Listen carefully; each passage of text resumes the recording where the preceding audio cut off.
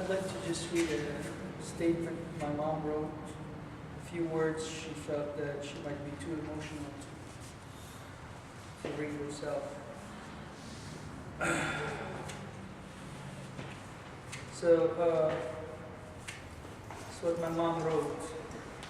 As his wife, I can testify that my husband Sedki was like Enoch, for he walked with the Lord and was not found because God took him.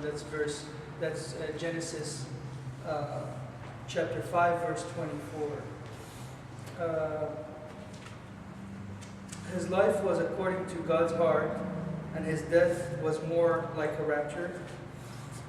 One trait that stands out is his honesty throughout his life. His honesty in his house, his work, and in serving the Lord. In the house, he taught us to tell the truth with every word.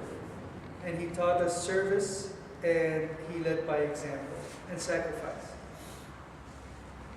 I remember he used to say, when work gets too hard, I remind myself that I am as if I'm digging wells so my kids would drink from it after me. Which means basically he was motivated to keep going and to provide for his family. I will never forget, that's what my mom says, I will never forget that he left a successful job by the Red Sea because the town did not have good schools or churches. So we decided to move to another town, which is Asyut, the current town that they lived in. We moved to another town so his kids could attend better school and better churches. He was honest at work, and at his private car repair shop, people were surprised at how little he charged his customers. I remember one day someone told him, "This customer is very rich, and you should charge him a lot of money." But Sedki said, "I'm very careful when charging a rich person, lest I become greedy.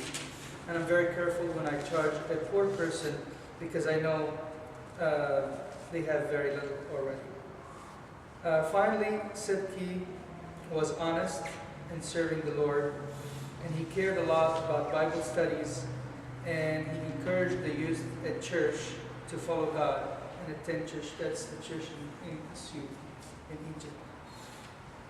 A few weeks before arriving to America, he went on a mission to the Sudan to help one of the youth who started an orphanage for young girls in Juba, the capital of South Sudan.